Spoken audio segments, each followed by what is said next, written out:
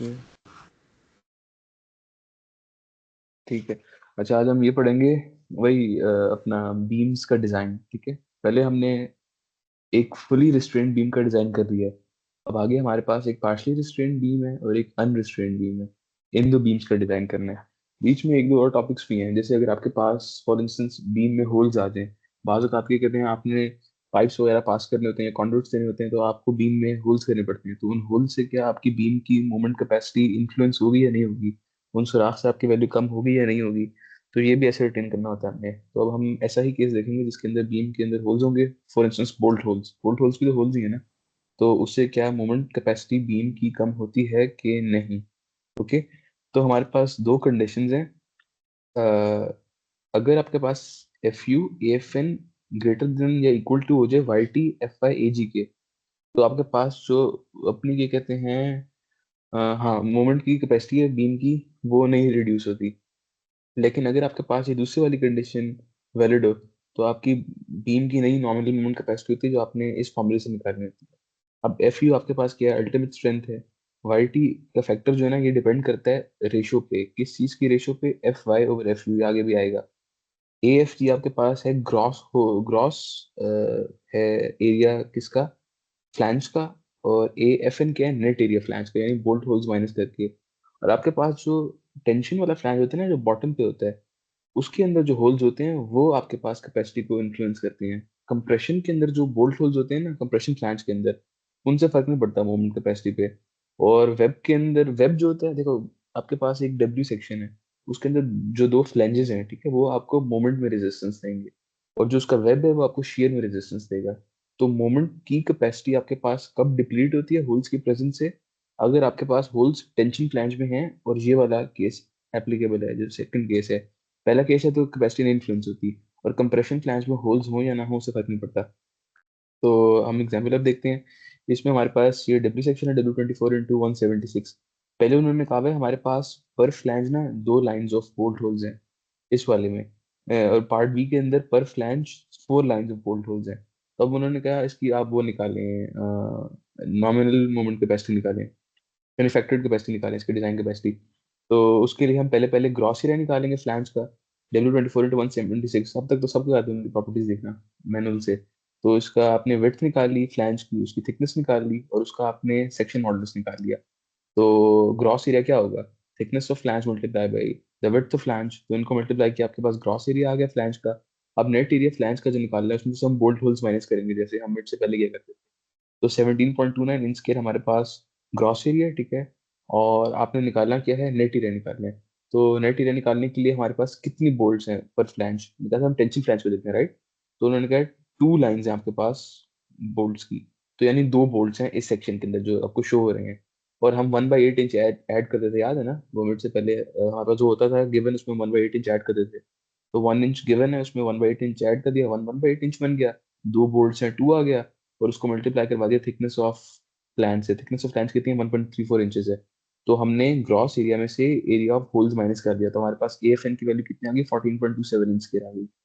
अब आगे आपके पास एफ यू और एफ एन का प्रोडक्ट ले लिया, एफ यू कितना 65 केस है ये क्या कहते हैं, प्रॉपर्टीज वैसे याद भी करें ना डिफरेंट स्टील की, से A992 की क्या यील्ड स्ट्रेंथ होती है, क्या अल्टीमेट स्ट्रेंथ होती है। इस तरह बाकी भी जितने अवेलेबल हैं एग्जाम्पल्स में स्टील्स, उनकी यील्ड और अल्टीमेट याद कर लेना। आपके पास एफ यू एफ एन का प्रोडक्ट आ गया 927.6 के। अब अगला आपका जो फैक्टर आपने जो निकालना है वो है ये वाई टी की वैल्यू, ठीक है। वाई टी की वैल्यू कैसे निकालनी है, आपने एफ फाइव और एफ यू की रेशियो लेनी है। अगर तो वो रेशियो 8.8 से कम आ रही है, तो वाई टी की वैल्यू 1 होगी। लेकिन अगर वो रेशियो 0.8 से ज्यादा आ रही है, तो वाई टी की वैल्यू 1.1 हो जाएगी, ठीक है। अब हमारे पास यहाँ पर इस केस में 0.8 से कम आ रही है, तो उसकी वैल्यू 1 है। तो आपने क्या कहते हैं वर्कआउट किया, ये वाली साइड कितनी हमारे पास आई थी, 927.6। और Y T F I A F G जो ये वाली साइड है, इससे हमारे पास आंसर आया 864.5 किप। तो हमारे पास चूंकि 927.6 किप इज ग्रेटर देन 864.5 किप, यानी पहला वाले केस ए वैलिड है। तो एम एन के अंदर रिडक्शन नहीं आएगी। जब एम एन के अंदर रिडक्शन नहीं आएगी, तो हमारे पास उसकी जो प्लास्टिक मोमेंट कैपेसिटी है वो अनइन्फ्लुएंस्ड होगी। और वो हम कैसे निकालेंगे, इसी स्टील मैनुअल में जाकर। तो स्टील मैनुअल में एक मिनट,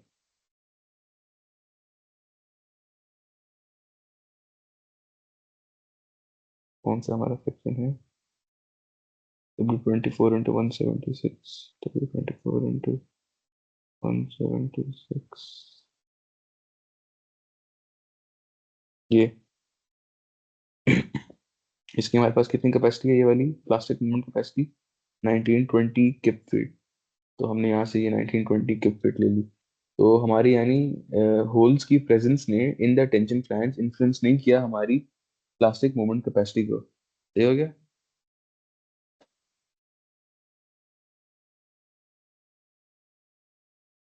अच्छा, तो अब अगला पार्ट 20 का है, जिसमें हमारे पास 4 लाइंस ऑफ बोल्ट होल्स हैं। ठीक है, 4 लाइंस ऑफ बोल्ट होल्स। तो पार्ट बी के अंदर एफ एन के अंदर यहाँ पे 4 आ जाएगा। जब एफ एन के अंदर 4 आ गया तो हमारे पास एरिया कितना बन गया इसका, 11.26 इंचेस बन गया। एफ फाइव और एफ यू की रेशियो सेम है, तो वाई टी की वैल्यू 1 आ गई। तो एफ यू एफ एन का प्रोडक्ट लिया 730, 1.9 किप्स बन रहा है। अब इस केस में आपके पास ये वाली आपके पास कंडीशन आ रही है इसमें, F U F N is less than Y T F I F G. क्योंकि Y T F I F G आपके पास 864.5 है, वो 731.9 है। तो वो आपकी कैपेसिटी मूवमेंट की चेंज हो जाएगी। तो वो कैसे निकालनी है, उसका फॉर्मूला उन्होंने हमें दिया हुआ है, F U F N over A F G into S X. S X आपके पास क्या है, सेक्शन मॉडुलस, वो आपने मैनुअल से उठा लिया। A F N A F G आपने भी वर्कआउट किया। ए एफ एन 11.26 है, ए एफ जी आपके पास 17.29 है, और एफ यू 65 की है। तो 1587.4 किप फीट आई है इसकी नॉमिनल मोमेंट कैपेसिटी, फैक्टर लगाया 0.9 का। तो 1429 किप फीट आपके पास इसकी क्या आ गई है कैपेसिटी। तो अब देखो, पहले हमारे पास कैपेसिटी इसकी 1920 किप फीट थी, जब दो बोल्ट थे, 2 लाइंस ऑफ बोल्ट थे टेंशन प्लांट में। जब 4 लाइंस ऑफ बोल्ट आई है आपके पास, तो मोमेंट कैपेसिटी में रिडक्शन आया, और 1429 किप फीट हमारी कैपेसिटी हो गई है। तो ये हमारा कॉन्सेप्ट था कि अगर एक बीम के अंदर, टेंशन फ्लैंज के अंदर होल्स हो, जैसे कि बोल्ट होल्स या कोई और किसी और मकसद के लिए होल्स उसमें ड्रिल की गई हो, तो उसकी वजह से क्या आपकी कैपेसिटी रिड्यूस होगी या नहीं होगी, आपने ये जज करना था। और अगर रिड्यूस होगी तो फिर क्या वैल्यू उसकी आपने लेनी है, वो हमने निकाल ली। इसमें क्वेश्चन है तो पूछो।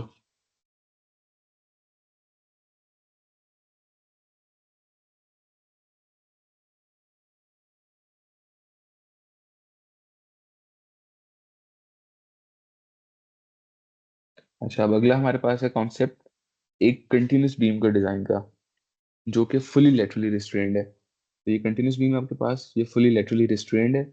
अब हमने क्या कहते हैं, लाइटेस्ट डब्ल्यू सेक्शन इसका चूज करना है। चूंकि फुली लेटरली रिस्ट्रेन्ड है, तो प्लास्टिक एनालिसिस इसका हम करेंगे। तो आपके पास अ, हमने इसके 3 स्पैन्स को 3 इंडिविजुअल स्पैन्स में ब्रेक करने, ताकि हम उसका कोलैप्स मैकेनिज्म बना सकें, जैसे पिछले लेक्चर में किया था। मैंने क्या कहा था, ये वाली जो आपके पास रोलर बनी हुई है अपेरेंटली, ये आपके पास एक फिक्स सपोर्ट का रोल प्ले करती है, ये कंटिन्यूटी को शो करती है। ठीक है, तो एक ब्रांच जब बनेगी, पहला सेगमेंट बनेगा फिक्स, फिक्स। अगला जब सेक्शन बनेगा, फिक्स, फिक्स, क्योंकि ये कंटिन्यूटी को शो कर रहा है। और आखिरी जो बनेगा, फिक्स, पिन। ठीक है, तो ये आपके पास 3 इसके बनेंगे सेगमेंट्स। उस दिन हमने बड़ा डिटेल में ये समझा था इसका क्लैश मैकेनिज्म कैसे बनेगा। सेम केस था, उसमें भी कंटिन्यूस बीम थी। तो वैसे ही हमने उसको बनाया। अगर ये नहीं समझ आ रहा तो वो वाला लेक्चर देख लो, ये एग्जैक्टली वैसे ही है। ठीक है, तो हमने इसका क्लैश मैकेनिज्म बना लिया, ये सारे हमने उसमें लेक्चर में डिस्कस किए थे। अब स्पैन 1 के लिए हमने वो प्रिंसिपल ऑफ वर्चुअल वर्क लगाया कि and work done by the external load is equal to energy absorb by the hinges.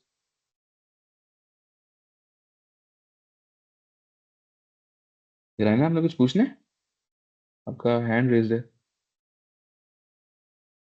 अच्छा, तो आपने मुसैब, क्या कहते हैं तीनों। इसमें ये हाँ हाँ। जो लास्ट वाला केस है, ये जिसमें किसकी? 17.58 थीटा है, हम्म।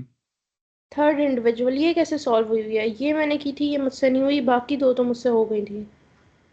इसकी ये जो वैल्यूज है ना, ये वैल्यूज डिफरेंशिएशन से आई थी, तो इन वैल्यूज को याद ही कर लेना। अब डिफरेंशिएशन तो नहीं हम कर सकते ना, हमने जनरल इसकी डिराइव की थी एल माइनस फॉर्मूला एक्स की शीट में टर्म्स में। गिवन है ये लेकिन जो नई फॉर्मूला एग्जैक्ट शीट वैल्यूज आई क्या है ना आएंगी, उसमें गिवन है। अच्छा। एग्जैक्ट वैल्यूज जो है ना, आपके पास एग्जैक्ट वैल्यूज तो डिफरेंशिएशन से आएंगी, तो वो तो हम नहीं कर सकते। तो फिर वैल्यूज वैसे वैसे क्या भी गिवन है, तो वहीं से ले लेना। जनरल तो हम कर सकते हैं, लेकिन आगे इसको फिर पर्टिकुलराइज नहीं कर सकते हैं। जैसे यहाँ पे हुआ कि एंगल 1.414 थीटा कहाँ से आया, 2.414 थीटा कहाँ से आया।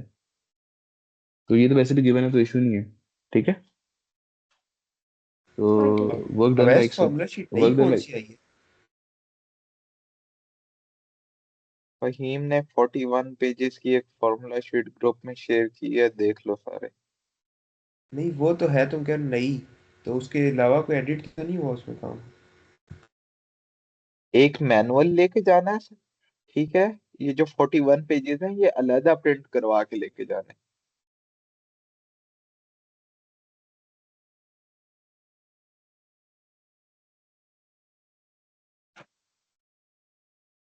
चलो मुरसलीन अच्छा, आगे। यहाँ तक समझ आ गई? हाँ, तो ये हमारे पास कि कहते हैं, हमने जैसे उस दिन गया था उसी तरीके से हमने मोमेंट्स निकाल लिए तीनों स्पैन्स के लिए। इसका 525 किप फीट है, इसका 600 किप फीट है, और इसका 463 पॉइंट किप फीट है। तो आपके पास गवर्निंग मोमेंट ये आ गया 600 किप फीट। तो आपने क्या कहते हैं 600 किप फीट के against lightest W section choose करना है। तो यहाँ पे हम देख लेते हैं कि 600 के अगेंस्ट कौन सा लाइटेस्ट बनेगा। तो ये 800 तक पहुंच गए हम। ये देखो, ये बना 600 पे।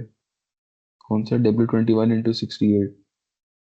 तो W21 × 68 हमने ले लिया। 600 के फिट उसकी वो आ गई, फ्लेक्सिबल कैपेसिटी, उसकी बेंडिंग कैपेसिटी। लेकिन इसको देख लो कि क्वेश्चन तो पूछ में आता हूँ इतने।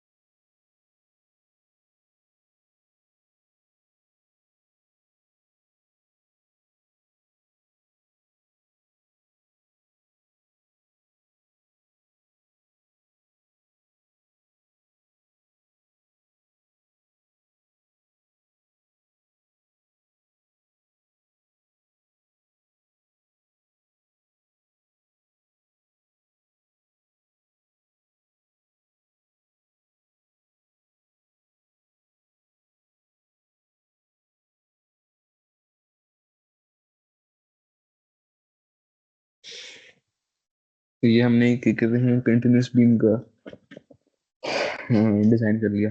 ये लोड्स उसमें फैक्टर हमने ऊपर किए थे 1.2 + 1.6, ये आपको गिवन है। पूरी बीम के ऊपर आपके पास यूडीएल लग रहा है, क्योंकि डब्ल्यू डी और डब्ल्यू एल का कॉम्बिनेशन है, और पहले स्पैन के अंदर आपके पास पॉइंट लोड्स हैं, तो उनको फैक्टर करके यहाँ पे हमारे पास लोड्स की वैल्यू आई थी। और फिर हमारे पास एमयू की जहाँ हाईएस्ट वैल्यू आई वही कंट्रोल करेगी ना डिमांड मैक्सिमम। इस स्पैन की है 600 के फीट की, इसकी 525 के फीट है, इसकी 463 पॉइंट की फीट है, इसकी 600 की फीट है। तो 600 के फीट वाला हमने ऐसा सेक्शन चूज करना है, ऐसा डब्ल्यू सेक्शन देना है जो 600 के फीट के मोमेंट को विथस्टैंड कर सके, और ये वाला 600 के फीट को विथस्टैंड कर सकता है फैक्टर लगाने के बाद। तो ये हमारा कंटिन्यूस बीम का डिजाइन हो गया। अब अगला हमारे पास कॉन्सेप्ट है पार्शली रिस्ट्रेन्ड बीम। हमने उस दिन 3 जोन्स पढ़ी थी ना। अ, ये अभी तक हमने इधर इस फैक्टर जोन को की क्या डील किया वैल्यू है। है? 0.9। ये हमारे पास क्या कहते हैं, ना फ्लेक्जर में तो हम 0.9 ही लिया करते हैं, शियर में 0.75, टॉर्जन में 0.75, और जो आपके पास कॉलम होता है उसमें टाइड या स्पाइरल है उसके मुताबिक 0.65 या 0.75 होती है कंप्रेशन में। तो आपके पास ये क्या कहते हैं जोन 1 है। तो जोन 1 के अंदर हमने अभी तक सारा एनालिसिस अपने डिजाइन किया है, जिसमें फुल प्लास्टिक मोमेंट कैपेसिटी होती है। अब हम जोन 2 स्टार्ट करेंगे, जिसमें आपके पास कुछ फाइबर्स यील्ड करते हैं और कुछ फाइबर्स यील्ड नहीं करते, यानी जो इस जोन में कैपेसिटी थी उस जोन से कम कैपेसिटी हमारे पास आएगी पार्शियल रिस्ट्रेंट के अंदर। और पार्शियल रिस्ट्रेंट आपकी बीम कब होगी?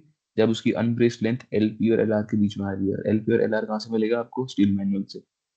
तो हम करते हैं इसका डिजाइन। अच्छा, इसमें एक और फैक्टर आपके पास है, सीबी।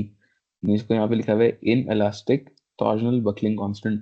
तो सीबी का यूज आता है पार्शली रिस्ट्रेंट बीम्स में। उसका फॉर्मूला क्या है? 12.5 M max divided by 2.5 M X plus 3 M A plus 4 M B plus 3 M C. यहाँ पे एम मैक्स तो मैक्सिमम मोमेंट की वैल्यू है, एम ए आपके पास 1/4 ऑफ द स्पैन पे मोमेंट की वैल्यू है, बी एम डी बनानी पड़ेगी। एम बी जो है आपके पास है 2/4 ऑफ द स्पैन पर मोमेंट की वैल्यू, और एम सी जो आपके पास 3/4 ऑफ द स्पैन पर मोमेंट की वैल्यू है। वैसे तो आपको सीबी की वैल्यू यहाँ पे डिफरेंट केसेस के लिए गिवन है।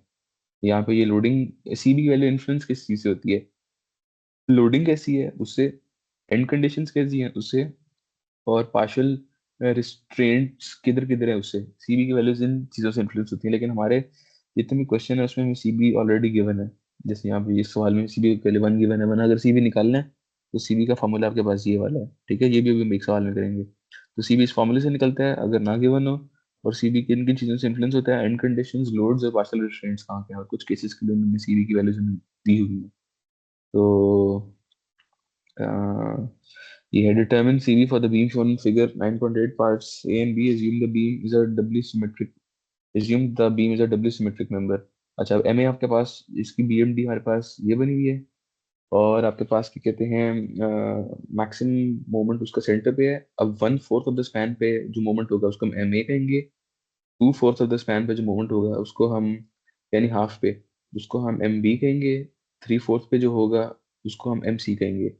तो BMD के थ्रू हमने ये 3 मोमेंट्स वर्कआउट करने हैं। अब इसके अंदर बाकी तो आपने सिर्फ वैल्यूज ही डालनी है। इसके अंदर ये सीबी का फॉर्मूला जो है 12.5 mx। mx की वैल्यू हमारे पास क्या है, WL²/8 है।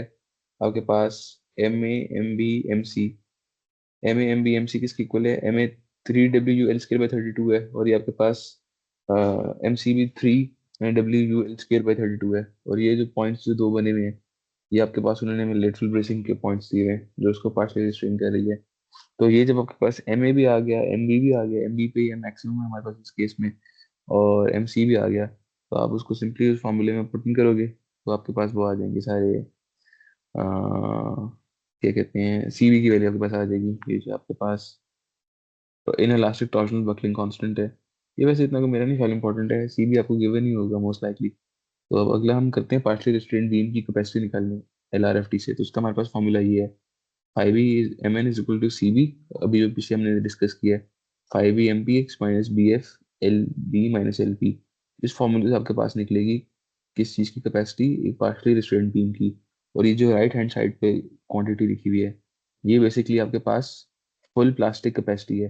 तो डेफिनेटली जब हमारी बीम जोन 2 में आ गई है तो जोन 1 की कैपेसिटी से तो उसकी कम ही कैपेसिटी होगी ना। ग्राफ से हमें नजर आ रहा था, लाइन नीचे जा रही थी, तो इसलिए हमारी वैल्यू इससे कम आएगी इस वाली की।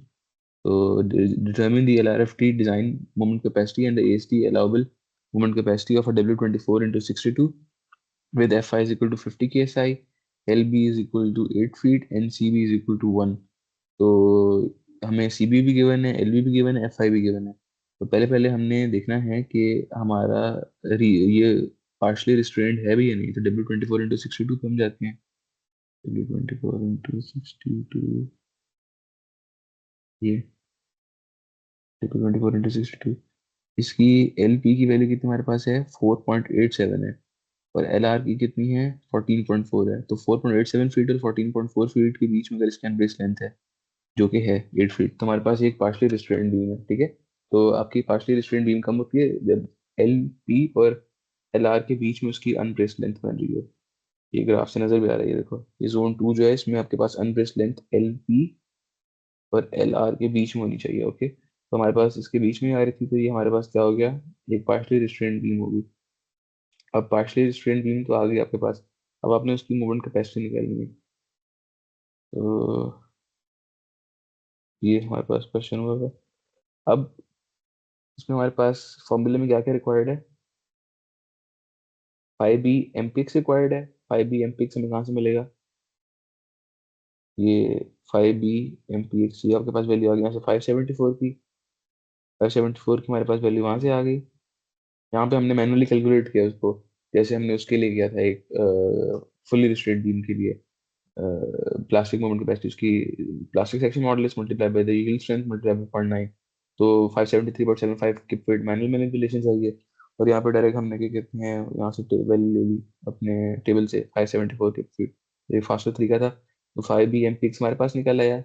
और हमें क्या चाहिए फॉर्मूले में, BF चाहिए। BF की वैल्यू कहाँ से आएगी, BF बेंडिंग फैक्टर होता है, ये भी यहीं पे गिवन होता है आपके पास। तो BF की वैल्यू कितनी है, 24.1 है। तो BF हमारे पास आ गया 24.1।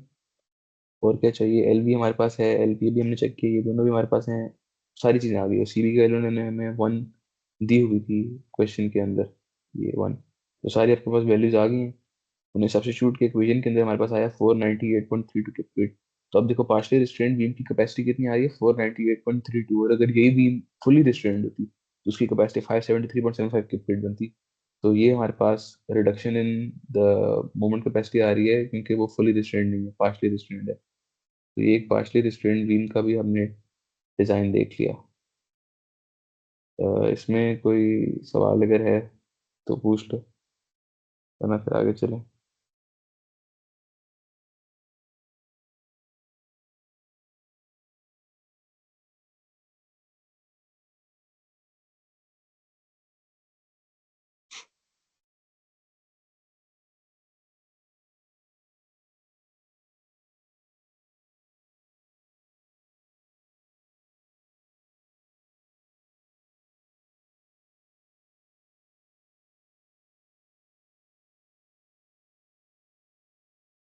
अच्छा, हम अपनी हमारी जो स्टील बीम्स होती है ना, जैसे डब्ल्यू सेक्शन पर्टिकुलरली, इनको हम डिज़ाइन करते हैं मोमेंट के लिए, ठीक है, और हम सिर्फ शेयर का चेक लगाते हैं, क्योंकि शेयर में ये 99% of the times already safe होती है। तो इसीलिए हम बीम्स, जो स्टील बीम्स हैं, जैसे कि डब्ल्यू सेक्शन हम पढ़ रहे हैं, उनका डिज़ाइन हम करेंगे मोमेंट में, और हम शेयर का सिर्फ चेक लगाएंगे कि क्या आपकी बीम की शेयर कैपेसिटी शेयर डिमांड को फुलफिल कर रही है। अगर तो करिए ठीक है, जो कि most of the time case होगा। अगर नहीं करी, फिर आप शेयर इन्फोर्समेंट प्रोवाइड करते हो, और इसमें शेयर इन्फोर्समेंट स्टिफनेस की फॉर्म में होती है।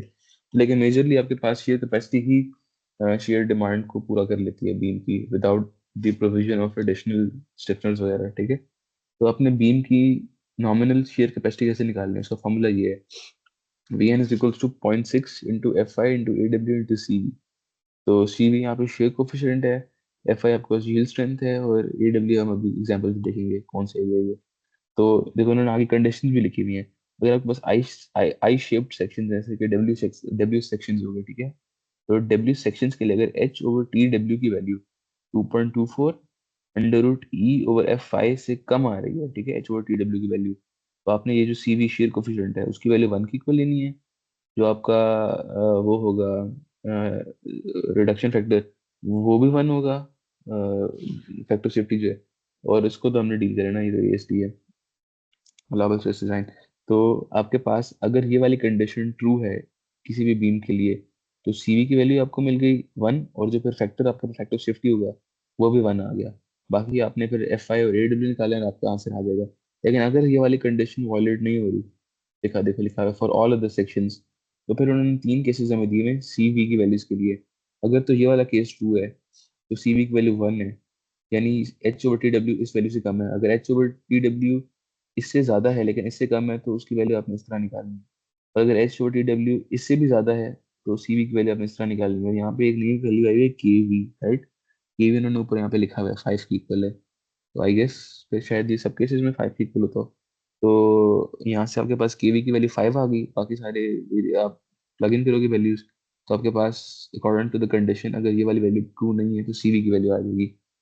So W21 into 55 with F5 is equal to 50 KSI is used for the beam and the loads of figure 10.4. Check its adequacy in shear. अब हमें shear डिजाइन ही करना, हमें देखना है कि क्या हमारी shear कैपेसिटी फुलफिल कर रही है shear डिमांड को या नहीं।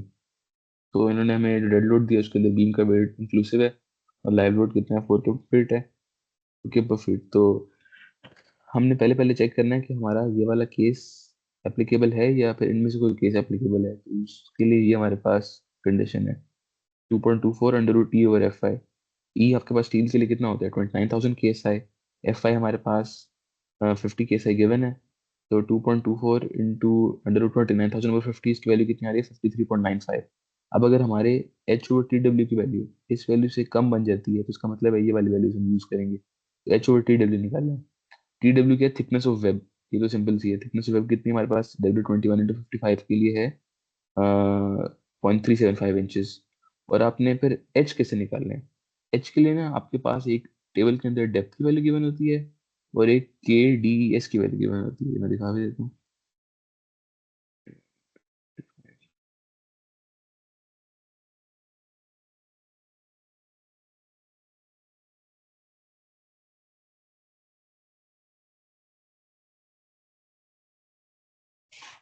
ये W10 into 55 के लिए आपके पास के डी एस की वैल्यू कितनी है, 1.02 इंचेस है।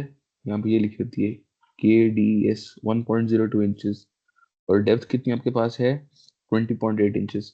तो आपने डेप्थ -2 टाइम्स के डी ई एस करना होता है एक डब्ल्यू सेक्शन के लिए। तो 20.8 -2 के डी ई एस किया तो हमारे पास क्या आंसर आ गया 18.76। तो ये 18.76 ना आपके पास यहाँ पे हाइट बन गई है, ठीक है। और थिकनेस ऑफ वेब तो आपको मैनुअल से मिल गई थी 0.375 इंचेस। तो एच ओ टी डब्ल्यू की वैल्यू निकाली वो 50.03 आ रही थी। और इस फैक्टर की वैल्यू कितनी आ रही थी 53.95। तो इसका मतलब है हमारी ये वाली कंडीशन ट्रू है।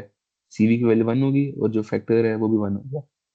अब हमें सीवी की वैल्यू मिल गई है 1, फैक्टर की वैल्यू मिल गई है, बाकी क्या बच गया है, एक ए डब्ल्यू बच गया है और एफ आई तो हमें गिवन है 50 केस आई है। तो हमारे पास ए डब्ल्यू बच गया। अब सिर्फ ए डब्ल्यू किसकी इक्वल है, the thickness of the web 0.375 inches multiply by the depth, जो डी की वैल्यू आपने ली थी टेबल से। तो 20.8 इंचेस डेप्थ है, 20.8 इंचेस उसको मल्टीप्लाई करवा दिया थिकनेस ऑफ वेब से 0.375 इंचेस। तो depth multiply by thickness of web, इसने आपको ए डब्ल्यू की वैल्यू दे दी। अब आपके पास इस इक्वेशन के लिए एफ आई भी आ गया, ए डब्ल्यू भी आ गया, और सी वी चूंकि ये वाली कंडीशन एप्लीकेबल थी वो 1 है। तो वी एन हमने निकाल ली, कितनी आ गई 234 किप्स। ये नॉमिनल कैपेसिटी है। अब डिजाइन कैपेसिटी निकालनी है, उसमें हम फैक्टर ऑफ सेफ्टी लगाएंगे। तो फैक्टर ऑफ सेफ्टी कितना हमारे पास बन रहा है इस वाली कंडीशन में, अगर ये वाली कंडीशन ट्रू है, राइट, तो फैक्टर ऑफ सेफ्टी आपके पास 1 की इक्वल है, ठीक है। यानी कोई रिडक्शन नहीं आ रही कैपेसिटी के अंदर, शेयर कैपेसिटी। हमारी शेयर कैपेसिटी 234 किप थी, फैक्टर ऑफ सेफ्टी भी 1 है। तो 234 मल्टीप्लाई बाई ये लिखा हुआ 1 इज इक्वल टू 234 किप्स। तो इस कंडीशन के ट्रू होने की वजह से आपके पास जितनी नॉमिनल मोमेंट कैपेसिटी निकली है उतनी ही आपके पास डिजाइन नॉमिनल शेयर कैपेसिटी निकली है, उतनी ही डिजाइन शेयर कैपेसिटी है। अब शायद इस केस के अंदर ये दूसरा वाला जो है अगर ये ट्रू ना हो तो मे बी आपके पास जो ये फैक्टर ऑफ सेफ्टी है शायद इसकी वैल्यू भी कम होती हो, ये चेक कर लेना कहीं से। तो चूंकि हमारे पास ये वाली कंडीशन ट्रू थी तो फैक्टर ऑफ सेफ्टी 1 है और हमारे पास नॉमिनल शेयर कैपेसिटी और डिजाइन शेयर कैपेसिटी इक्वल आ गई है। तो हमने शेयर कैपेसिटी तो निकाली 234 के। अब हमने निकालनी है अपनी क्या डिमांड कितनी है, शेयर डिमांड। तो शेयर डिमांड के लिए हम क्या करेंगे, ये है, हमारे पास 2 किप पर फीट का डेड लोड है और 4 किप पर फीट का लाइव लोड है, ठीक है। तो फैक्टर सेफ्टी लगाया, फैक्टर सेफ्टी कह रहा हूँ, हमने लोड कॉम्बिनेशन लगाया, हमारे पास आंसर कितना आ गया 8.81 किप फीट आ गया। तो एक यूडीएल लग रहा है, राइट। और हमारे पास दोनों साइड्स पे एक साइड पे पिन सपोर्ट, एक साइड पे रोलर सपोर्ट है। तो 8.8 के पर फीट को अगर हम कन्वर्ट करें पॉइंट लोड के अंदर, तो जितना पॉइंट लोड बनेगा आधा एक सपोर्ट लेगी, राइट, आधा दूसरा सपोर्ट लेगी। और हमें पता है कि शेयर की वैल्यू मैक्सिमम सपोर्ट के ऊपर होती है, ऐसा ही है ना। हमारे पास यूडीएल लग रहा है तो इसकी एसएफडी कैसे बनेगी, इस तरह बनेगी ना। तो शेयर की मैक्सिमम वैल्यू किधर है, सपोर्ट्स पे, यानी शेयर डिमांड सपोर्ट्स पे आएगी। और सपोर्ट्स पे शेयर डिमांड कितनी होगी, जितना आपके पास सपोर्ट पे लोड लग रहा होगा, जितना एक सपोर्ट लोड ले रही होगी। तो अगर 8.8 के पर फीट आपके पास यूडीएल है तो उसको लेंथ से मल्टीप्लाई किया बीम की, बीम की लेंथ हमें 20 फीट गिवन है। तो 20 फीट इंटू 8.8, ठीक है। हमारे पास आंसर कितना आया, जो भी आंसर आया, ठीक है, उसको हमने 2 पे डिवाइड कर दिया क्योंकि आधा लोड एक सपोर्ट लेगी, आधा लोड दूसरी सपोर्ट लेगी। तो एक सपोर्ट पे 8 सबके पास आंसर आ रहा है। तो हमारी शेयर डिमांड कितनी निकले 88 किप्स। अब शेयर डिमांड हमारे पास निकली है 88 किप्स और हमारे पास शेयर कैपेसिटी कितनी है 234 किप्स। यानी हमने कोई भी शेयर कैपेसिटी बढ़ाने के लिए स्टिफनर भी नहीं दिया, सिर्फ और सिर्फ सेक्शन की शेयर कैपेसिटी थी। तो देखो तकरीबन ये 3 टाइम्स के करीब करीब बन रही है उसके शेयर डिमांड के। तो इसलिए हमारे पास ना बीम्स अमूमन शेयर में सेफ हुआ करती हैं। हम सिर्फ और सिर्फ शेयर चेक लगाते हैं कि चेक होके आ रहा है या नहीं आ रहा। अगर चेक होके आ रहा है तो वेल एंड गुड, जो कि most of the times case होगा। नहीं आ रहा तो फिर इसका ये देखो, ये हम स्टिफनेस लगा देते हैं वेब के ऊपर। शेयर मैंने शुरू में क्या बताया था, शेयर आपके पास जो है वो वेब रेजिस्ट करता है। ये जो ऊपर फ्लैंजेस होते हैं ये मोमेंट्स को रेजिस्ट करते हैं, और ये जो वेब होता है ये शेयर को रेजिस्ट करता है। अगर शेयर कैपेसिटी नहीं आपके पास एडिक्वेट आ रही तो फिर आप स्टिफनेस प्रोवाइड करते हो साइड पे, ठीक हो गया। और बाकी तो आई गेस सब कवर हो गया इसके अंदर। ये हमने क्या कहते हैं एक शेयर चेक लगा लिया अपनी बीम के ऊपर, डिजाइन मोमेंट में करना है और शेयर का चेक लगाना है। तो ये शेयर कैपेसिटी होगी। शेयर कैपेसिटी में कोई सवाल?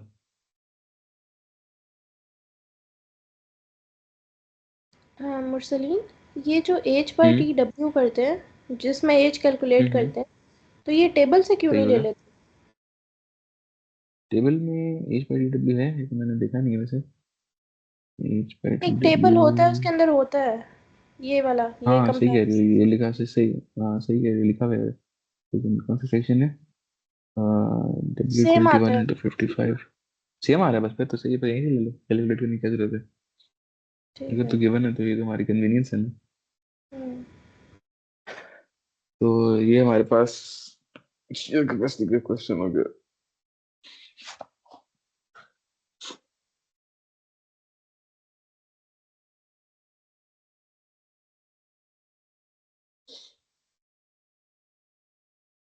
अच्छा,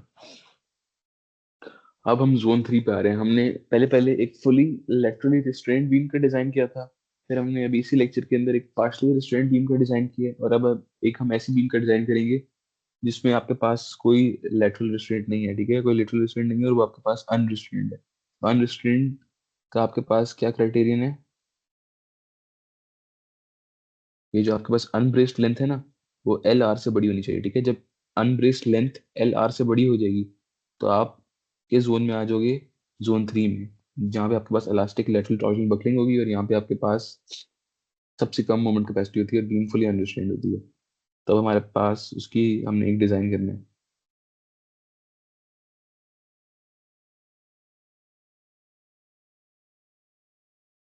Using AIC equation F24, determine the values of phi b MNX and MNX over omega b for a W18 into 97 with Fi 50 KSI and an unbraced length of 38 feet. Assume that CB is equals to 1. अब हमारे पास W18 into 97 की हम देखते हैं LR की value क्या है।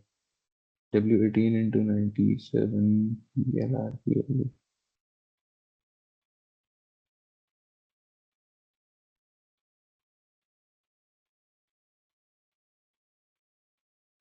ये W18 into 97, W18 into 97 की LR हमारे पास है 30.4 फीट की इक्वल, राइट।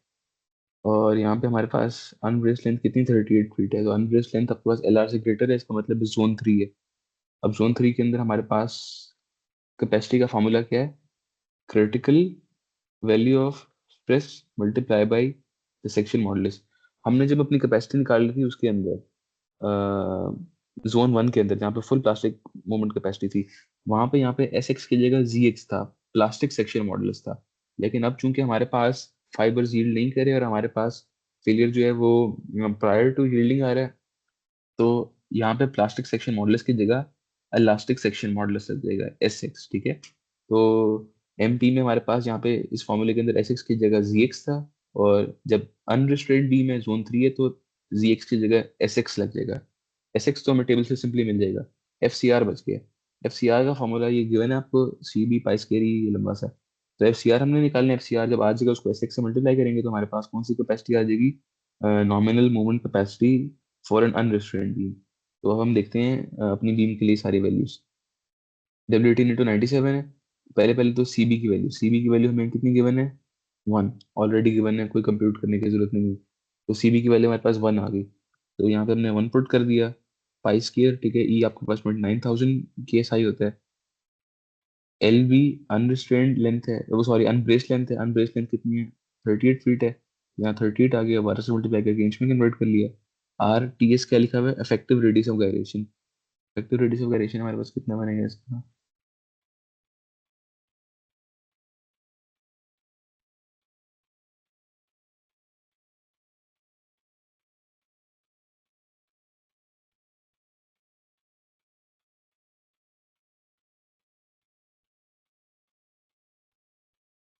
अच्छा, इफेक्टिव रेडियस ऑफ गायरेशन इसका हमारे पास है, ये RTS से लिखा है 3.08 इंचेस। तो ये RTS की वैल्यू हमारे पास कितनी आ गई? 3.08 इंचेस आ गई। ये था इफेक्टिव रेडियस ऑफ गायरेशन। तो RTS पे हमारे पास 3.08 इंचेस आ गया। अब और कौन से अननोन्स रह गए? JC की वैल्यू। JC आपके पास क्या है? टॉर्जनल कांस्टेंट है। तो JC की वैल्यू भी मैनुअल में ही हमारे पास लिखी होती है, ये टॉर्जनल प्रॉपर्टीज में। तो J की वैल्यू हमारे पास क्या बन रही है? 5.86 बन रही है। तो JC हमारे पास 5.86 आ गया। इसके अलावा एस एक्स कितना है? एस एक्स हमारे पास इस सेक्शन का है 188। तो एस एक्स की वैल्यू 188 आ गई। और हमारे पास क्या बच गया है? एच ओ आपके पास क्या है? Distance between flange centroids. और एच ओ भी गिवन होता है आपको। एच ओ की वैल्यू कितनी है? 17.7। तो 17.7 आपके पास यहाँ से एच ओ आ गया। एल बी हमें पता है 38 फीट है, आर टी से हम निकाल चुके हैं। तो ये हमारे पास सारी की सारी वैल्यूज आ गई, इनको हमने प्लग इन किया, हमारे पास क्या आंसर है? 26.2 की ऐसा है। 26.2 की सही। अब ये पता नहीं ये वाला 1 किस चीज का लिखा हुआ है फॉर्मूले के अंदर। इधर तो GC ही लिखा हुआ है। ये C की वैल्यू ना हो? सी जहाँ सी है ना, ये C is equal to 1.0 for doubly symmetric I shapes. तो J की वैल्यू हमने कितनी निकाली थी? 5.86 निकाली थी। और C की वैल्यू हमें 1 गिवन है, वो किसकी? डबली सिमेट्रिक आई शेप्स जो होती है, जैसे कि W सेक्शन हो गया, तो उसके लिए C की वैल्यू 1 है। तो यहाँ से C1 आ गया, वो हमने 5.86 निकाला था टॉर्शनल कांस्टेंट। तो ये हमारे पास क्रिटिकल स्ट्रेस आ गया 26.2 KSI। इसको हमने section modulus, elastic section modulus 188 inch cube जो था उससे मल्टीप्लाई किया, और यूनिट कन्वर्जन के लिए 12 फीट डिवाइड किया, तो हमारे पास 410 किप फीट आ गया। अब अगर यही बीम हमारे पास W18 × 97 लेट्स से जोन 1 में होती, तो हम यहाँ पे ZX से मल्टीप्लाई करते हैं SX की जगह। ZX कितना है इसका? 211, वो भी टेबल से है। तब हमारे पास कैपेसिटी कितनी? 879 किप फीट। यानी एक बीम जब फुली रिस्ट्रेन्ड है उसकी कैपेसिटी कितनी है? 879 किप फीट। और जब उसको अनरिस्ट्रेन्ड किया गया है विद ऑल दीज वैल्यूज, तो हमारे पास कितनी कैपेसिटी है? 410 किप फीट। यानी हमारी उसकी कैपेसिटी हाफ से भी कम होगी। तो यानी लेटरल रिस्ट्रेंट इतनी इंपॉर्टेंट है। अगर लेटरल रिस्ट्रेंट फुली है तो 879 किप फीट कैपेसिटी है, और अनरिस्ट्रेन्ड होगी तो हाफ से भी कम कैपेसिटी होगी उसकी मोमेंट की, 410 किप फीट। तो इससे हमें पता चल रहा है कि कितना ज्यादा इन्फ्लुएंस होता है लेटरल रिस्ट्रेंट का on the nominal moment capacity of a beam। तो इसमें कोई क्वेश्चन है तो पूछ लो।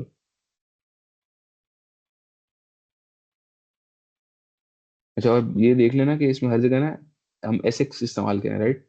अब जैसे हमारे पास देखो एस एक्स कितनी वैल्यू है? 188 है। और यहाँ पे एस एक्स की वाई एक्सिस की वैल्यू कितनी थी? 36.1।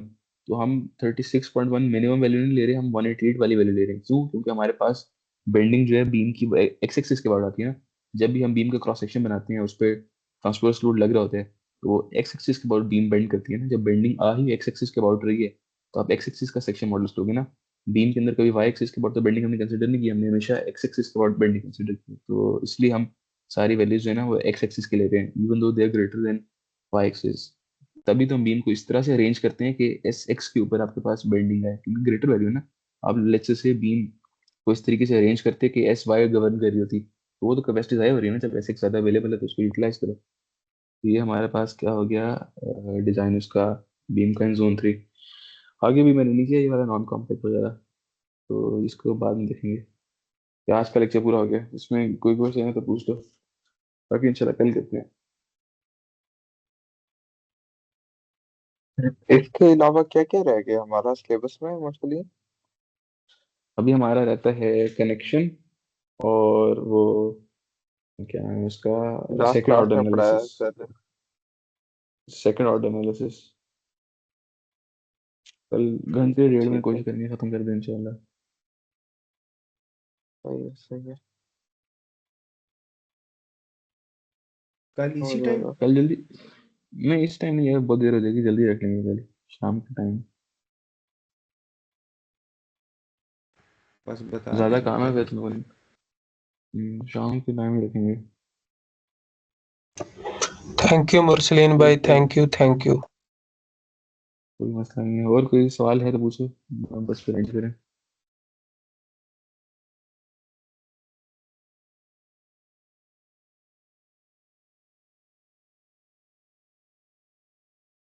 बस एंड कर दो कोई।